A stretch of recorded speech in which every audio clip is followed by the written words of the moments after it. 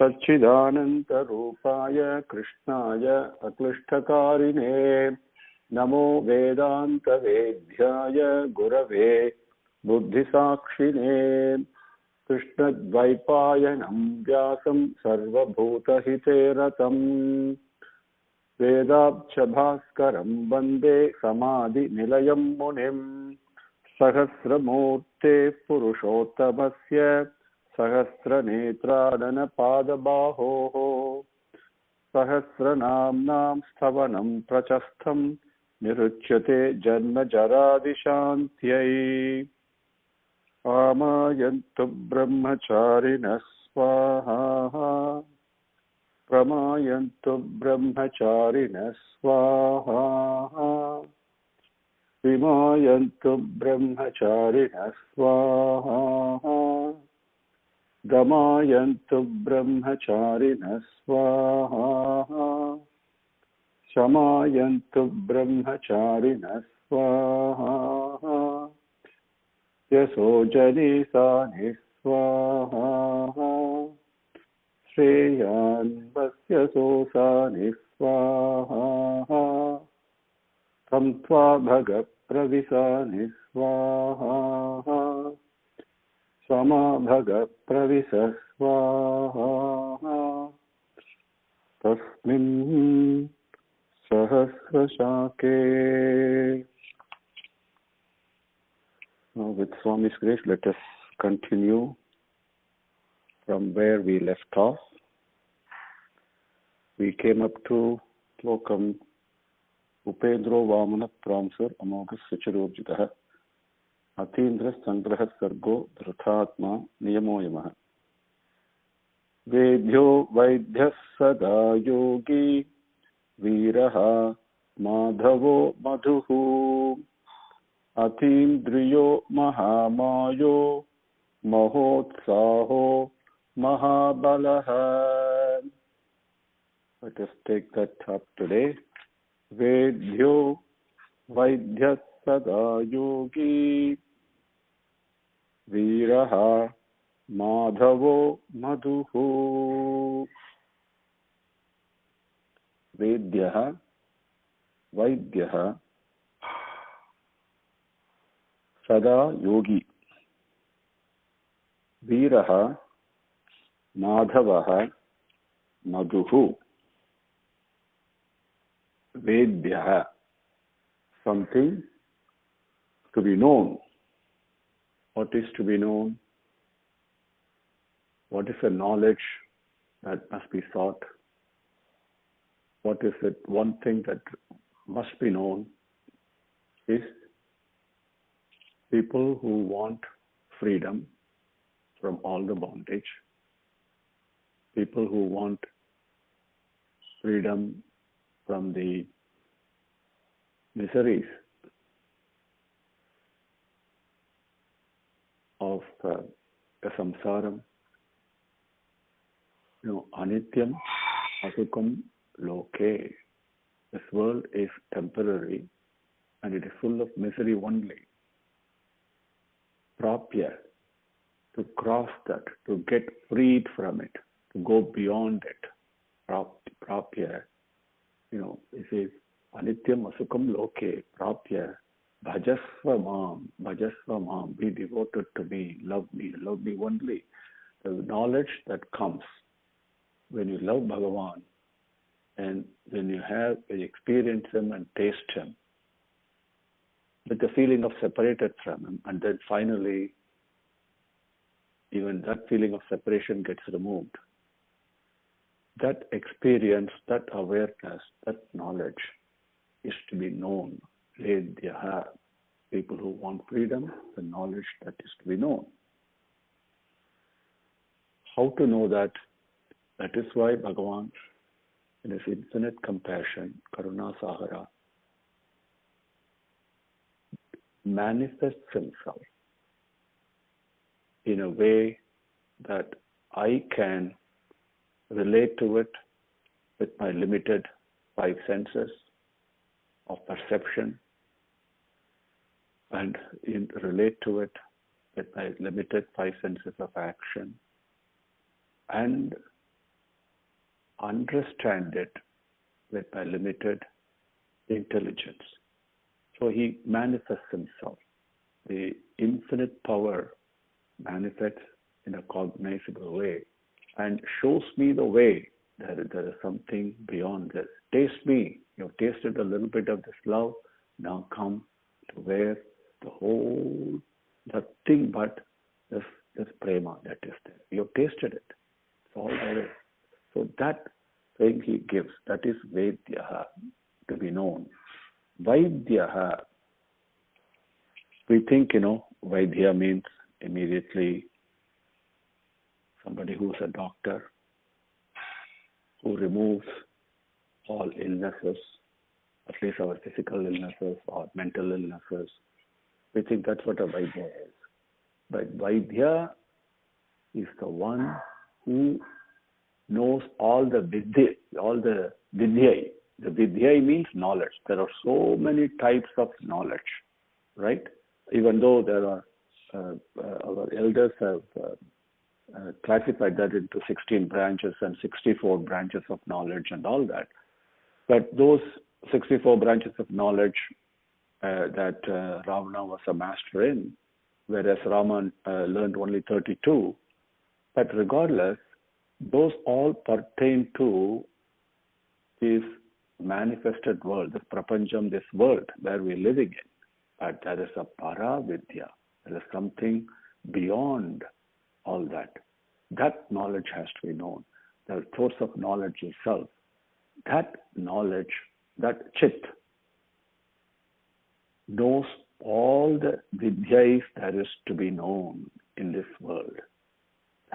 So Vaidyaha means one who knows all the branches of knowledge, all aspects of knowledge he knows.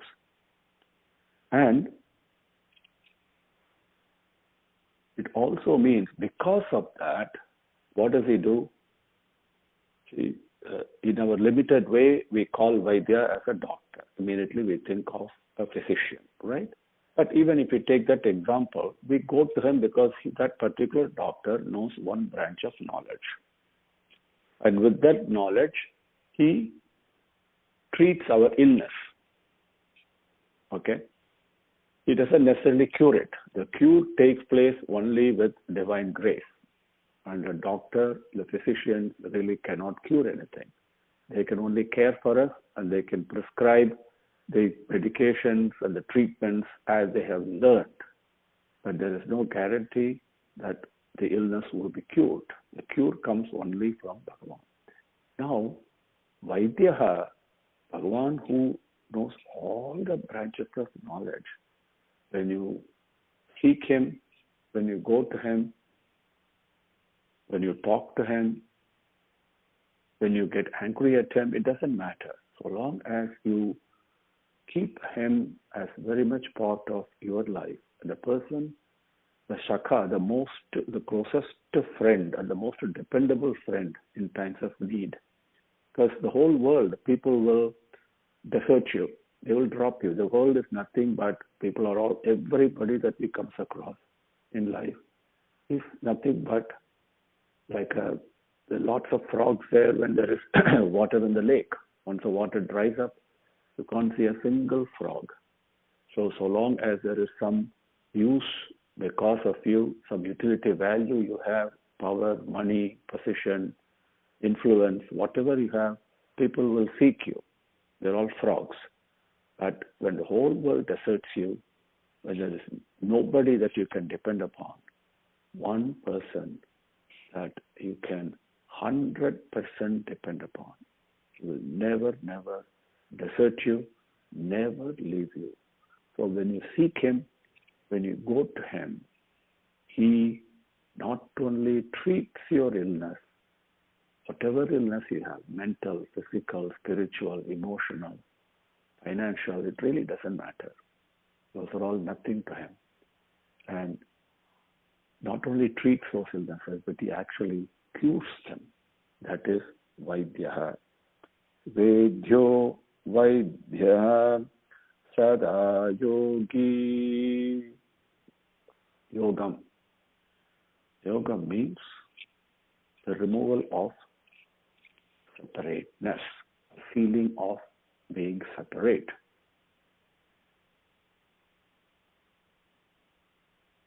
Becoming one with yourself. Now, this Paranjyoti, this oneness, what does it do? Sada yogi, sada always, in all places, in all times. It is shining in its own effulgence, self-effulgence, savita devata. It's an effulgence that is not got from anywhere else. It is shining prakasam, as we say in Sanskrit or Tamil, that in its own effulgence, it's shining all the time, in all places, and at all times. Now, the effulgence, the prakasam, the intensity, the expansiveness of it could be different for perception. Perception with senses. Perceiving with heart, with hridayam, effulgence remains exactly the same. When I perceive it with my senses, there are different wattages of this effulgence, no different from the different wattages of bulbs that we use, through which the same electricity goes, but not every bulb shines the same, with the same intensity. Kanchi Paramacharya, when you think, his effulgence is very different from somebody else who is not following self-control, who is not following discipline, who is not following devotion, duty, discrimination, dedication. Right? And that effulgence in that entity, in that body, in that person is very dim. The person who is extremely cruel, the effulgence of love actually is almost doesn't show up. So, but the effulgence is very much there, everywhere. That is Sada Yogi. And because this is the effulgence of love, selfless love, and this prema has no reason, no season, and its nature is to only expand. Expansion is love. Expansion is love.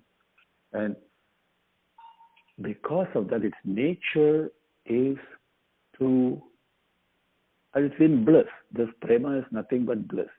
And it wants to, the nature is such that, its very nature, we want to call it, the Swarupam and Swabhavam of this prema is nothing but embracing everybody in that, immersing in this ocean of prema. What does it do? People like us who are suffering and who are not loving enough because of our selfishness and all that, it never gives up on us. It is enthusiastic, fully dedicated and committed, and always engaged in the play of bringing us back home so that we all can shine the same effulgence that it is. And that is also Sada Yogi, to give us this impulse to go back and merge in it.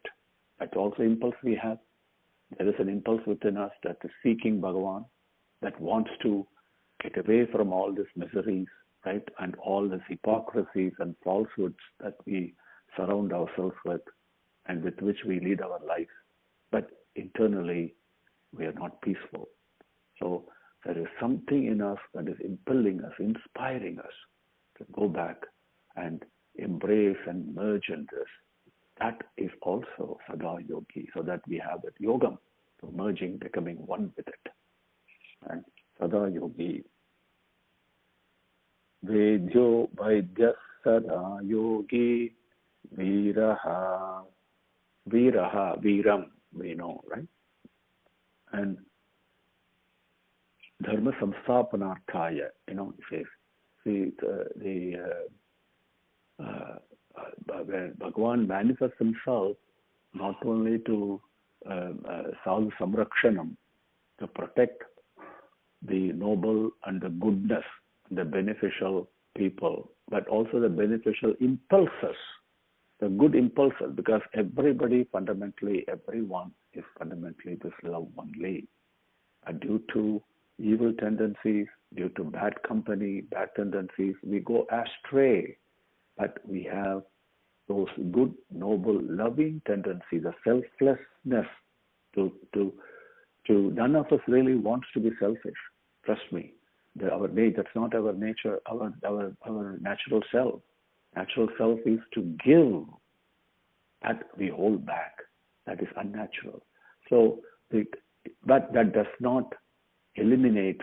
It can suppress for some time, but it cannot eliminate or eradicate our natural own self, our own impulse, which is to give and to be selfless and to love others as much as I love myself.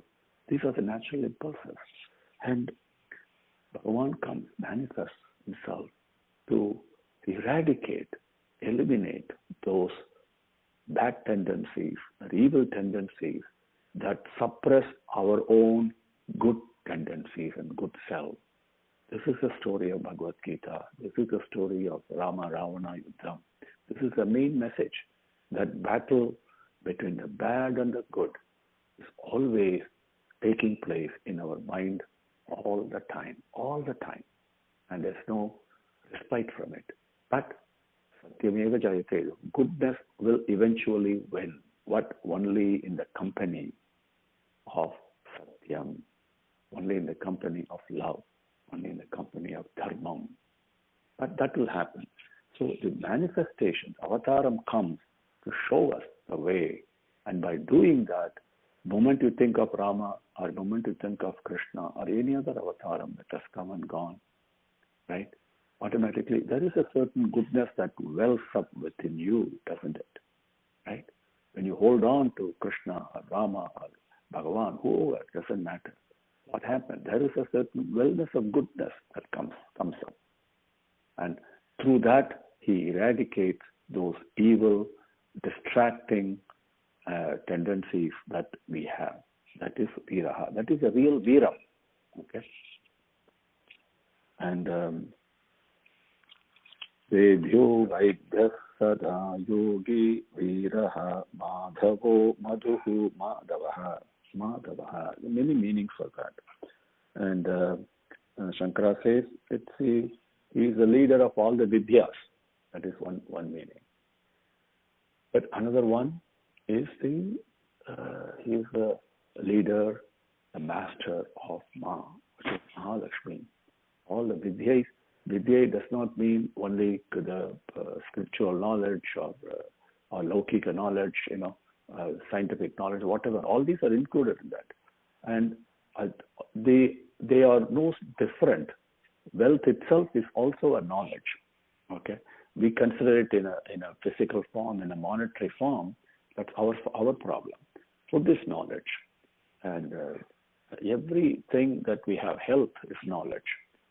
So he is the leader of all this. And Mahalakshmi means the various aspects of the wealth, the resources, the prosperities, the things needed to live in this world. In this body has to conduct itself. The tool of this body has to live. For that it requires lots of resources, certain things it needs. All those things are provided by Bhagavan. And the leader of all those resources is Madhavaha. Also, Ma means Maunam, silence. Now, silence is such a precious wealth, treasure of a wealth it is. So, Maunam, not through the lips, which is very important. The less I speak, the better for me and better for everybody else. But more important, silence of the mind, and where the mind can be stilled, and that can happen only in the company of the good. And this Ma, I mean, it's a Maunam, like Dakshinamurti is. Through that silence, he conveys and educates the Paramajnanam. The supreme knowledge comes only in silence. silence. Only in silence can the voice of God be heard. Madhavaha. Madhuhu.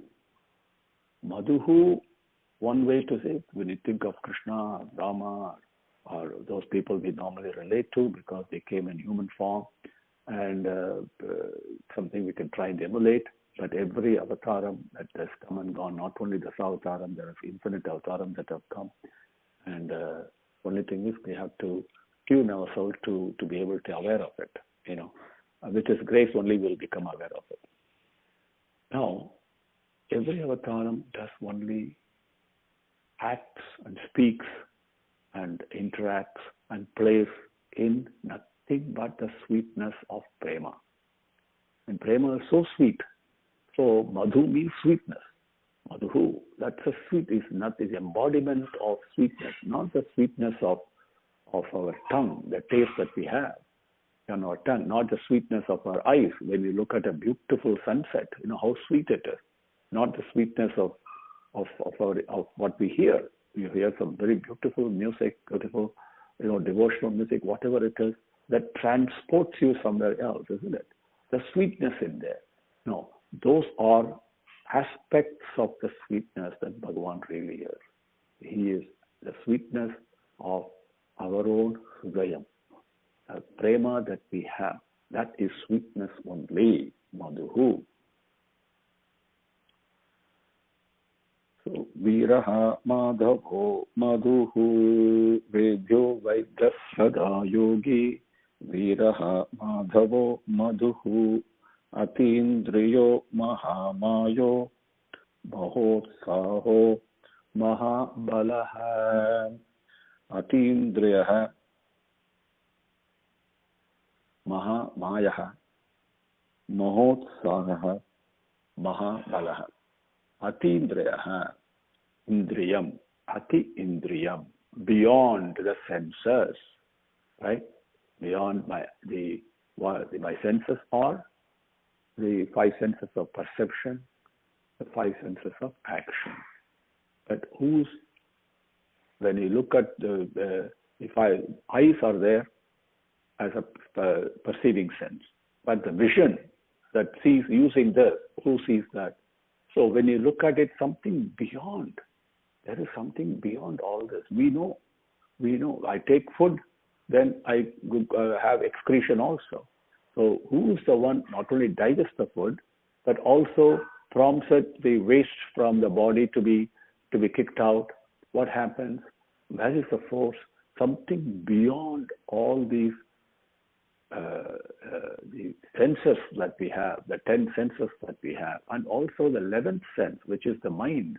The mind is also considered as a sense in Bhagavad Gita and in Upanishads. And who's the one beyond all this? That is Atindriya. And from the perspective of this Atindriya, he himself says, yes, I am beyond all this, but who am I? I am nothing but prema. And I am doing all this because I want to give love and receive love. That's all. But he is beyond all this. All these are all tools for him. Atindriya. Something beyond all the senses. He was activating the master of all the senses, but also something that cannot be understood or through the senses that we have, beyond the senses. Mahamayaha. Now, Maya means a mesmerizing aspect. Okay? That is what Maya is. Like when a magician does and mesmerizes us in believing something, we call it delusion, illusion, so many things. But what is that illusion? Illusion is nothing but that mesmerizing aspect, right? And so there are so many mesmerizing things in the world that happen continuously, that we are involved in. We are being mesmerized by infinite things all the time around us, right? Whether it is wealth we are mesmerized by, or a beauty, or a beauty of the sunset, or whatever, it doesn't matter. Or a cruel word spoken to us, we are mesmerized by it. We immediately attach ourselves to it, right? And the believing something that is not there to be there, and not only believing, not only automatically believing that, putting our faith in it automatically, but also attaching ourselves to that non-existent thing, that mesmerization that takes place, that's a Maya that is going all the time. So many varieties are there. Then there is a Mahamaya. Mahamaya is the fundamental stratum on which this illusionary edifice, the building, has been built. I think of myself something that I am not. I am nothing but love, but I don't think that way. It is very difficult for me to say I am God. So difficult. Soham is a mantra given, but very difficult for us to believe, because I have conned myself, I mesmerized myself into thinking I am something that I am not. I'm mesmerized that way. That is Mahamaya. Okay? And this is weaved by him. One says, in Bhagavad Gita, I weave this Maya, and everybody falls into it. And I push them. Amazing thing he does. He is the most loving, but at the same time, he is also, in one aspect, extremely ruthless. Extremely ruthless. If I obey his command, then there is no ruthlessness. If I don't follow his command, he is a ruthless teacher who never gives up and instills discipline till I learn it. Till I learn his lesson, his teaching, and follow his teachings, he will never give me up. Like a very committed and a taskmaster, if you can call it that way. So that Mahamaya that he is woven, into which we are all part of, that is Bhagavan. Mahotsaha, Utsaham. Now, the Sahasam is one of the important characteristics. Sahasam means, an ability to do anything. Utsaham, and that comes from within ourselves. It generates, it springs up, right? Now, when this pull to do things comes from within us, we call it as enthusiasm, for example. We should never, if we do any action with enthusiasm, okay, with utsaham, that action will always turn out to be very, very good. It always turns out to be very efficiently executed, okay? And its utsaham is very important. That is present within us. We all know from Sundaragandam examples of utsaham that Hanuman teaches us. Now, Mahotsaham, what is it that springs up from within us to go and do this with commitment, right? And Mahotsaham, that is Bhagavan. He's the one who's always engaged, like the way the sun rises and sets. Absolutely, it does its job with tremendous utsaham, tremendous enthusiasm it does. That is a karma yogi. Okay, there is no question of, I don't feel like doing this. Nothing like that. It is done with a balanced. When all the gunas are balanced, in absolute balance, automatically you will be doing all this work with utsaham. Okay, there is no inertia, tamasic gunam. There is no rajasic gunam that pushes you forward. There is only sattvika gunam that keeps everything in balance, and the whole thing goes in cruise control. So beautifully it is. That utsaham, mahotsaham, Bhagavan, who is involved in that, in the whole of creation. The prapancham is created, is nurtured and dissolved, created, nurtured, and dissolved continuously every dot of time, okay, that is taking place, and that is Mahotsaha. So Mahamayo, Mahotsaho, Mahabalaha, Mahabalaha. That meaning is very clear because it's a normal terminology we all use. Balasali, the strength, the combination of strength and ability, and the one who carries out everything without support from anything else. Okay, we all need some other support if you really look at it. But this Balam of Bhagavan, like the way when Rama went and fought with Dushanas, what happened? We all think he was single-handed, he was doing it. No, Bhagavan does not require support from anybody else. Have you ever seen Bhagavan seeking support from anybody else? No, he is the one who gives support to everything. He's a supporter of everything. He's a Balasali, Mahabalaha. And that Bhagavan is Mahabalaha. Because everything is a projection of himself. Just an hallucination, a projection of himself in various kaleidoscopic forms and shapes and moments and changing all the time, but is a projection of his own self. And because of that, he is Mahabalaha. Vedyo Vaidya Sada Yogi Viraha Madhavo Madhuhu Atindrayo Mahamayo Mahotsaho Mahabalaha Mahabuddhir Mahaviryo Mahashaktir Mahajyutihi Anirdesya Vapostriman Ameyatma Mahadrikrata. That with Bhagavan's grace we will take up in next class. Om Sri Sai Ram. Om Sri Gurubhyo Namaha.